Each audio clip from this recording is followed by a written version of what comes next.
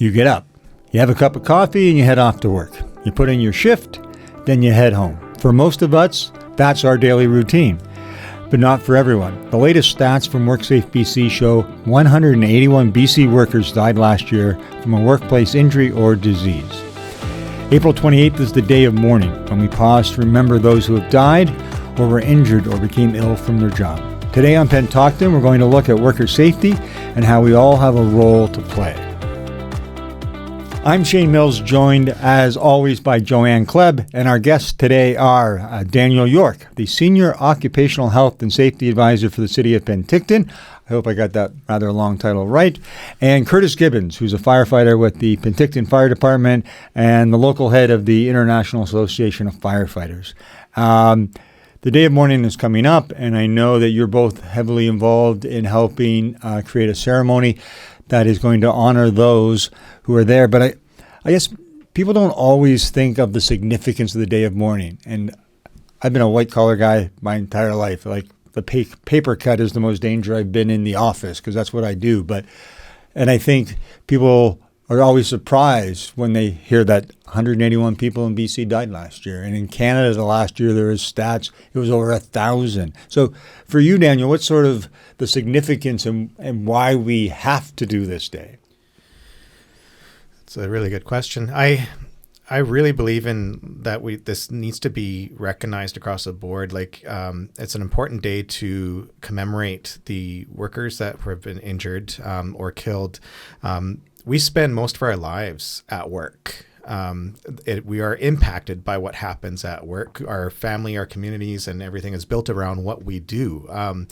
It is so important that we also take a moment to recognize that not everybody gets to return home the way they went to work, or even return home at all. And I'm also a person who hasn't been affected by a workplace injury as well as a new worker, and lost vision to my left eye due to that injury. But it's something that's really important for me to be able to focus on, and also in recognition of the past few years that have just been so difficult for everybody with COVID-19 pandemic. The inability to really get together in as a community and have these public events. And so this is the first time that Penticton's doing this in person and recognition of it before. And we've been limited in scope. So really trying to bring together the players in their community to be part of this event as well, like Interior Health, Worksafe BC, RCMP, QP, IAFF, and representation from the city staff. So it's really a chance for everybody just to recognize and commemorate those that have been affected by loss, and including family members, because if one person is injured, it does affect their family, it affects the friends, and then the community as a whole, and then also to renew our commitment to safety and to recognize that together we working to safety. It's not just one person's job. It's not just one person that makes it a safer place to work, live, and play. It's actually, it takes everybody to be committed to that. So I have to ask, because it's your occupation, but clearly it's also a bit of a vocation for you, worker safety. Can you tell us a little bit about your story and what happened to you? Yeah. So I was I fit all the check boxes when it came to an injured new worker. So 24 years old, I'm working 2 different jobs. I'm trying to get myself through university, burning the candle at both ends, and it really just one of those things that you think, how does this even happen? Like, I'm working in produce in a grocery store. And just in one of those things where I'm in a rush to close up and trying to get the fruit and vegetables all cut up and ready to go, the knife gets stuck in a watermelon. And instead of just wiggling it out or just taking a time, it's just a quick yank on it, and in and out of my eye it goes and cuts my eye in half. Now, when it happened, of course, you're kind of at first just shocked. It's like you feel something's different. It's not quite right. And then my eye pressure released. And then it was like, okay, this is serious. And I could see the blood and everything like that. So, in that emergency, I get onto the phone and I call for help for my manager, but in the most calm way, because I didn't want to make a scene thinking about myself that way. And it's like, I don't want people showing up the door. So I'm like, manager to the produce, please, manager to the produce. And then I sit down on the floor and wait. He comes into the door a few minutes. I don't even know how long. Did he freak out? He comes in. He's like, he just stands back, jumps back, goes, whoa, and like doesn't even know what to do. And so I start walking him through everything that I need, and that I need to lay down. Please call 911. And I'm the one keeping my collective cool and throughout this whole ordeal. And it's and this stuff that I recognize at this point in time has helped also, like, where I've been in other jobs. When I get to this point, I've like, how do I help other people so they don't go through this situation?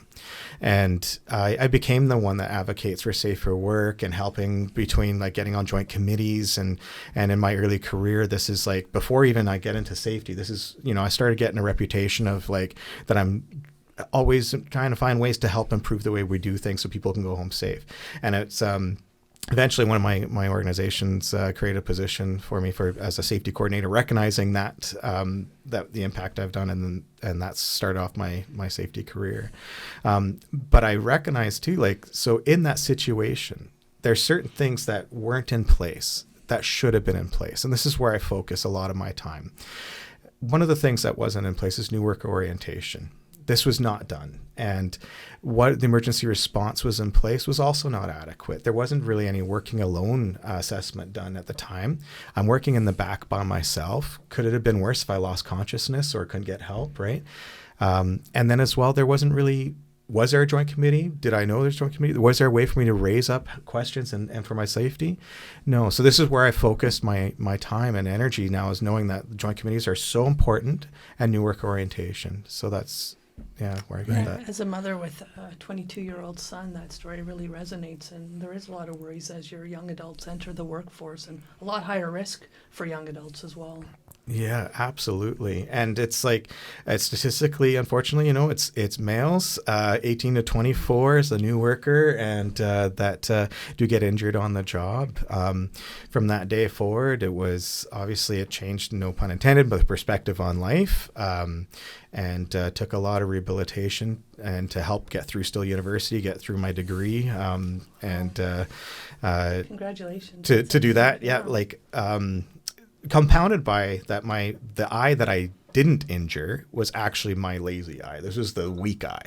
So I cut in half my eye that I did all the seeing out of. And so I had to retrain myself to how to read, how to drive, how to everything, and strengthen that eye to get to the point where I can, read music was I'm studying Bachelor of Music at the time, actually. Oh, my. And so getting to be able to read music again and things, all that. And so it was a lot of stuff. But throughout that, even though my passion's been music, I've been finding that this makes a lot of sense, and I've been getting involved, and I've never really looked back, and just been involved in safety since, for that time. And Daniel brings up a really interesting point about the higher risks for youth, and I'm just curious, Curtis, from the firefighter's perspective, what kind of programs or supports are in place for new firefighters? We have a pretty extensive program where we hire new recruits. They go through an orientation phase, 6 weeks of off-shift training. So before they are responding to any types of emergencies, we're putting them through 6 straight weeks of training, getting the most basic hands-on stuff. And as well as, it goes right back to day one. They have a day with HR, they have a day with our administration team, and they learn about all the stuff that is going to be used throughout their career. And we start them out that way.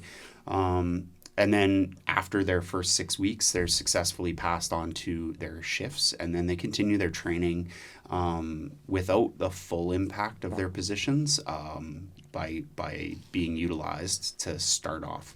So we, after their second 6 weeks, then they're kind of considered trained up, and then we can shift them around and start utilizing them to their fullest potential. So, but we give them a good 12 weeks worth of training.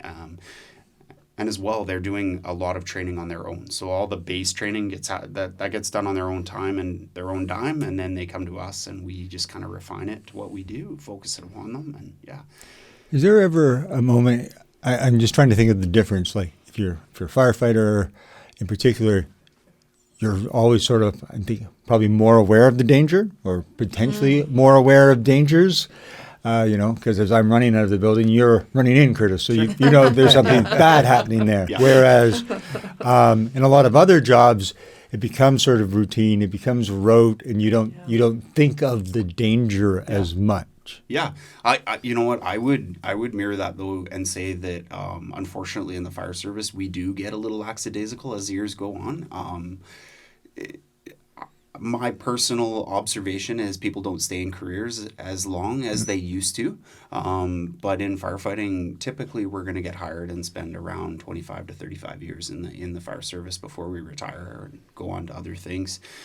And as time goes on, you can get a little lackadaisical. So we always try and make sure our training programs are touching on the most basic stuff, our safety modules, making sure that we understand the full aspect of our safety equipment, our gear, everything right down to how we're driving our apparatuses. Everybody goes through this training, and it happens every single year. I was going to ask, so the way to prevent that is, it's like, oh, you're the manager now, you don't need to do this. Well, no, actually, you do. Absolutely. Just because you knew once how to do it, let's make sure you can still do it. Yeah, absolutely. And it for a leader in the fire service, our officers, it's important that they can show that they're still doing it. And in Penticton, a smaller department, smaller local, where we're resource limited, our older people don't get the luxury of sitting on the sidelines or getting less invasive tasks.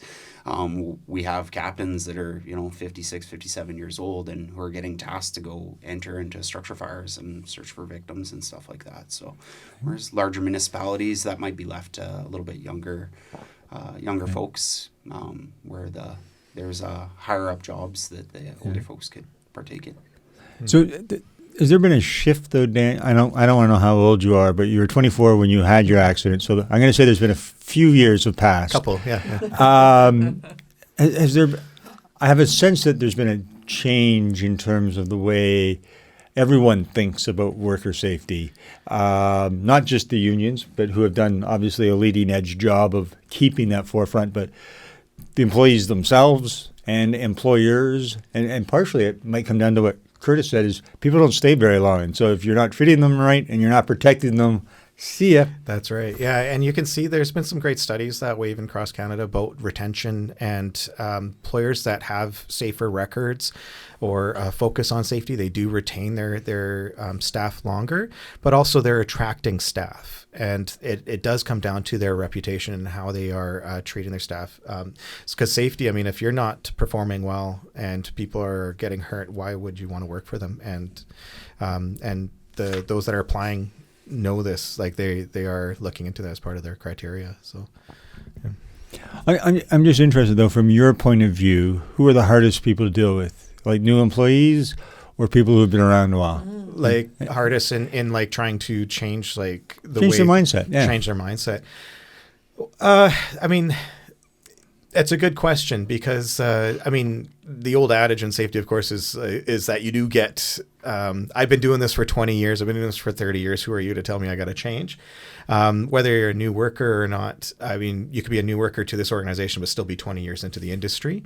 But if you're, but yeah, so there are particular challenges to that because even the updates with regulation and things that have come around with high risk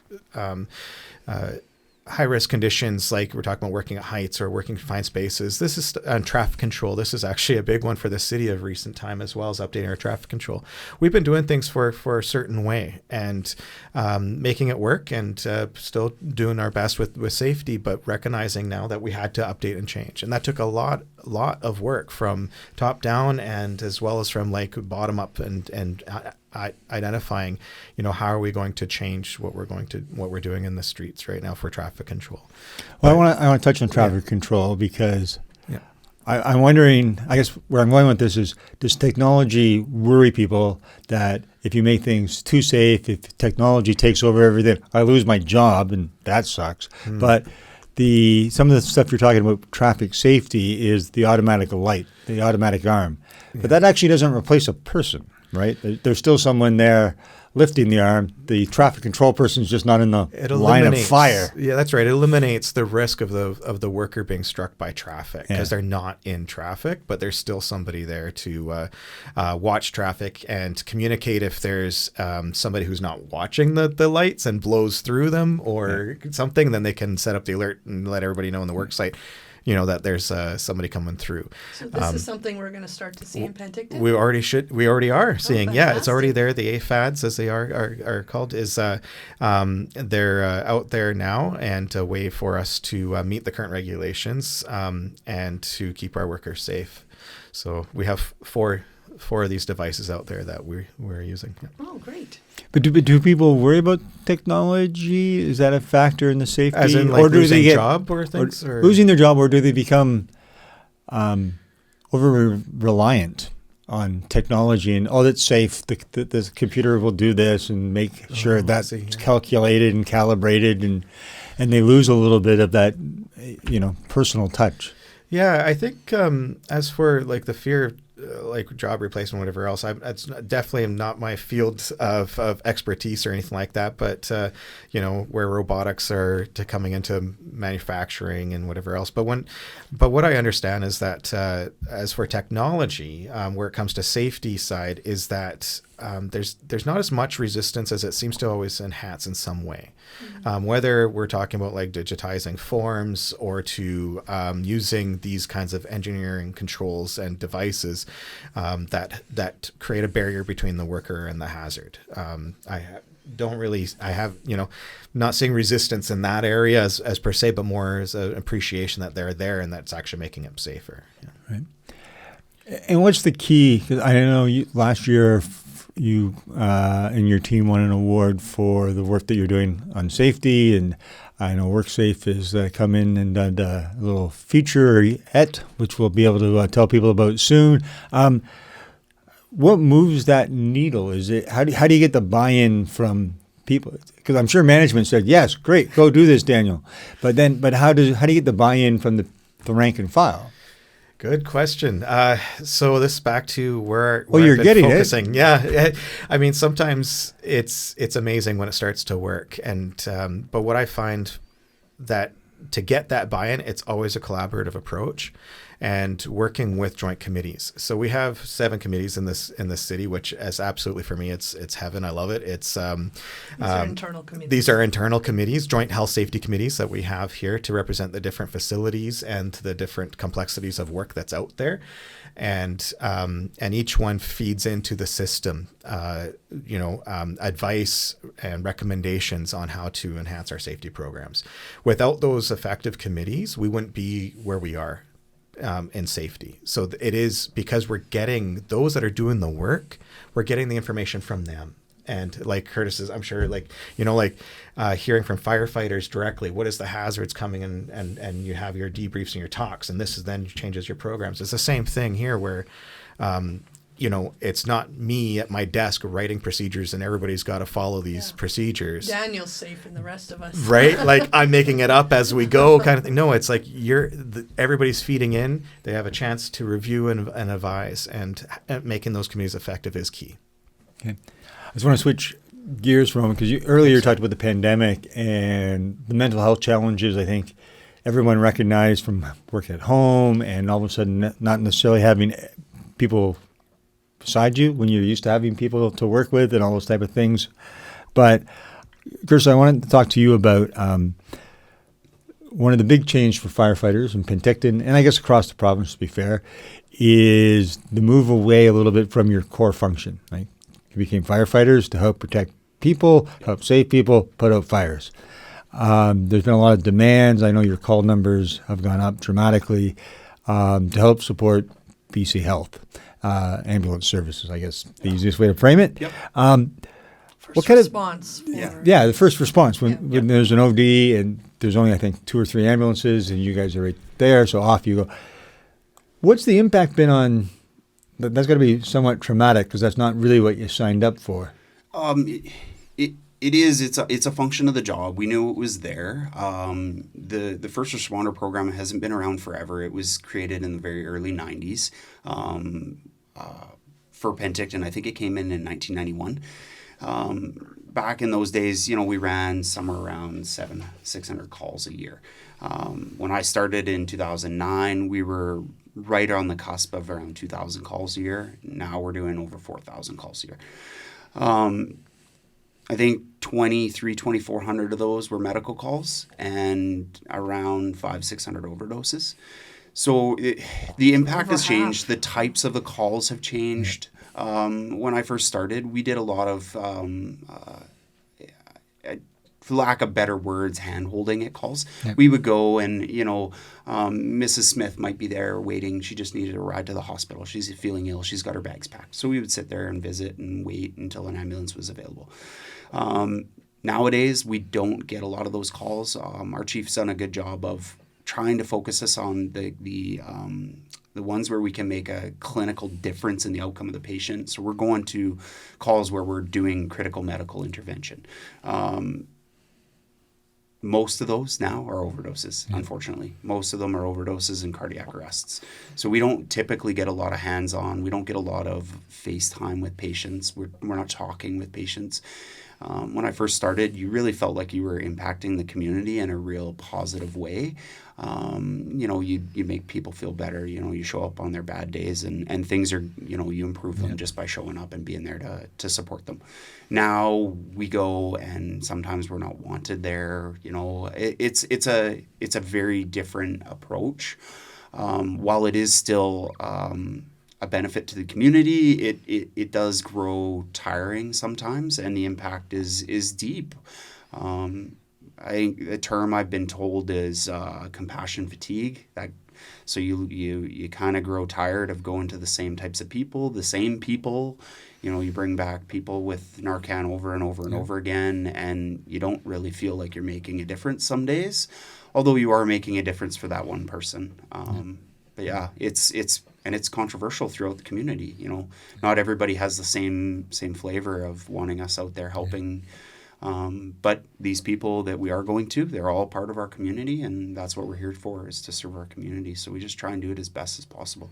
Yeah. Is that, Daniel, is that compassionate fatigue? Does that hit certain segments of workers? Obviously, I would think nurses could fall into that category. Yeah. Police, I would think our CSOs potentially fall into that category as well. CSOs, they can, because they are responding as well. Community safety officers with our bylaw team, right? Yes, community safety officers. Yeah, My bad. I like acronyms. So. Yeah, they also do respond, or often on site for first, because they are dealing directly with people living rough or in tough situations. But we do know for first responders that particularly this has been very taxing on the mental health and the exposure that's happening. And in fact, this is where the BC Municipal Safety Association and other associations are recognizing that first responders, even mental health claims, are going to be going up due to this exposures, and that's the opioid crisis, is how it's affecting everybody as a community, and it's really something that even we want to take notice to, even in the coming up with the day of mourning, is that these aren't just people dying just, they chose their life, or they chose this direction, or you made it happen, you're an addict, that sort of thing. These are, they are regular people, and they are having a tough situation in their life. They may even just be somebody that you work with and don't even realize that they have an addiction, or they're a person with an addiction, and that they could be potentially an overdose victim, and that's why we also promote this. We partnered as a city with Interior Health and Harms Reduction to provide naloxone, take-home naloxone training and make that available to all staff, and so that they can have a take-home kit and to be out in the community with it to help with that harms reduction. Well, when we talk about like shifts in perception and reality, there has been a change in terms of how the city and other employers look at mental health issues. At the time, the way even Worksafe would deal with claims and things like that, it's like you get your block of help, and then that's it. Oh, you're supposed to be done now. And good to go. You're back to work and everything else. I never returned back to my employer. Like they lost me on that. There wasn't a lot of contact and connection. There wasn't really any reason, why am I coming back to this, right? Although, the manager and the supervisor, they did visit me and they were totally connected that way, but the employer, I just didn't feel it, right? And the support that I had.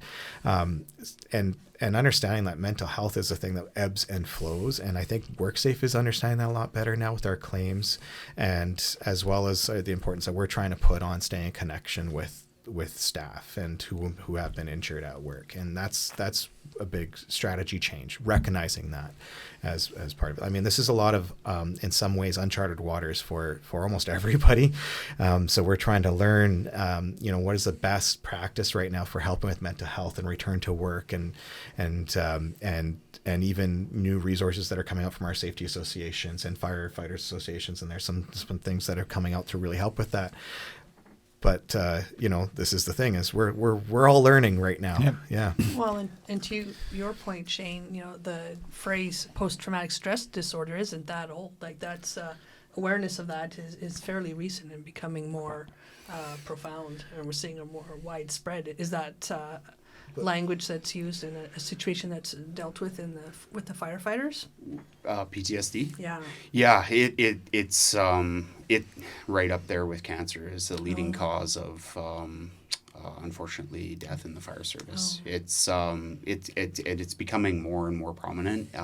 It's a focus on change in the workplace and stuff like that. We're working on it at all levels as best as we can. We're developing programs so that we can help ourselves out. And then, the city has supported us.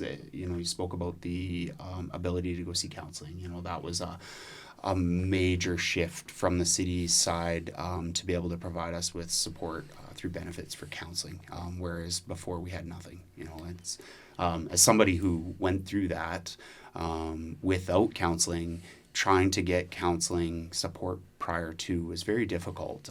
You have to, access mental health and go that route, just to be able to, work through the issues that you're seeing arise from a job that's full of things that you can't unsee some days. And I don't know about you, but I can see and that's definitely how I was too. Is so what's wrong with me? Why can't I get through this? And then it's you start to do the self-blame thing, and there's not a lot of, and at the time for sure, mental health wasn't something you talk about. You got to be strong, right? Absolutely. So there's something wrong with your core, your being, if you can't get through this and just, be the same person you were before and everything like that. Yeah. But now I feel like we can at least talk about more. We're even here, right? We can say, yeah, you know what? I had mental health, or I do have mental health challenges. We all do, right?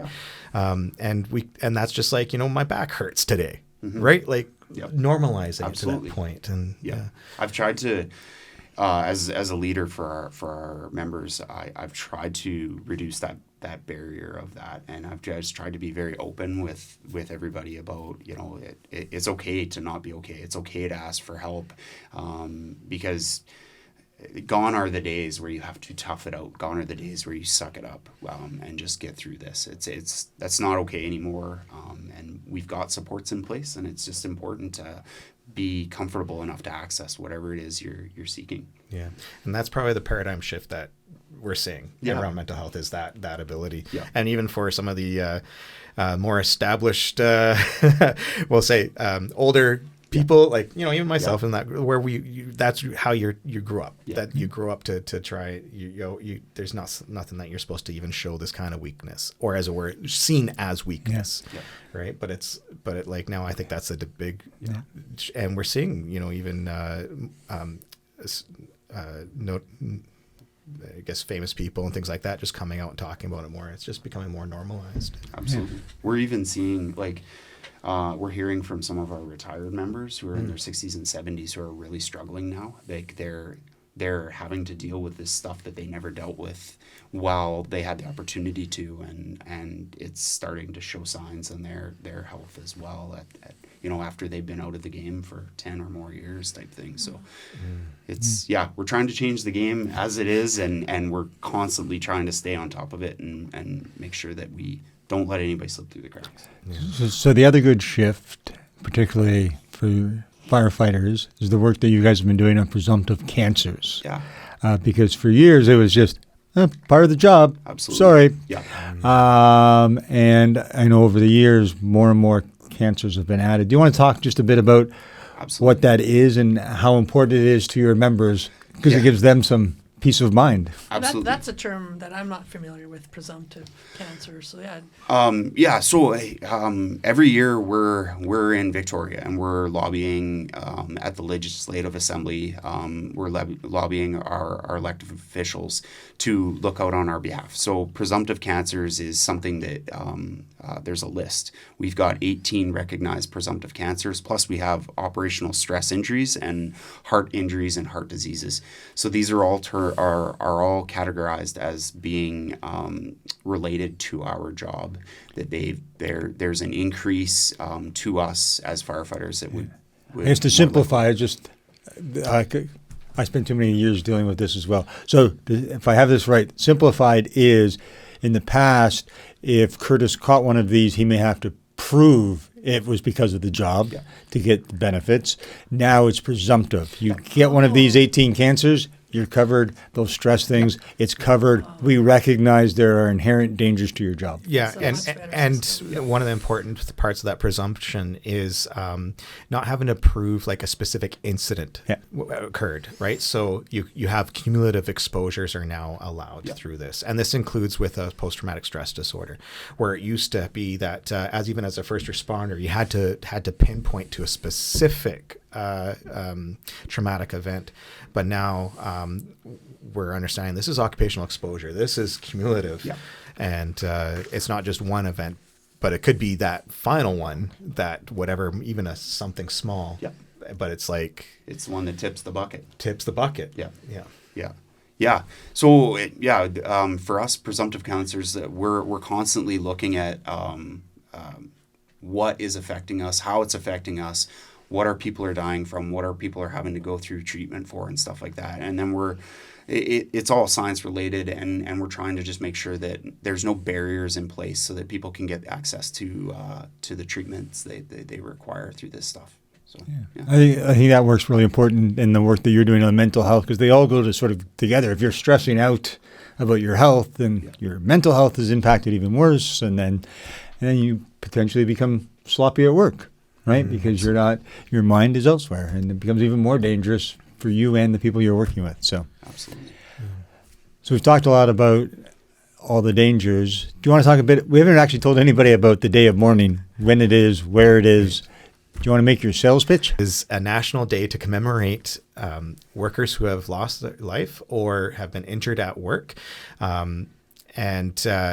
it's we're recognizing it on April 28th at Gyro Park at 10 a.m. We're going to have speakers from different industries to speak about safety. Why does it mean to them to commemorate the workers that may have been affected by loss or injury at last year as well as previous years, and then also to renew their commitment towards safety. All right. Well, I want to thank you, Daniel, and you, Curtis. I think it's been a fascinating discussion, and I think in a way we've honored and recognized those people by having open discussions, right? The day of mourning, it almost sometimes sounds like it's only for those who have died, but it is for people who have been injured. It's been people who have been impacted. And by having open discussions and talking about our own struggles, I think that honors those who have lost their lives. So for Joanne Klebb, I'm Shane Mills. Thank you for listening to Penticton. We'll chat again soon.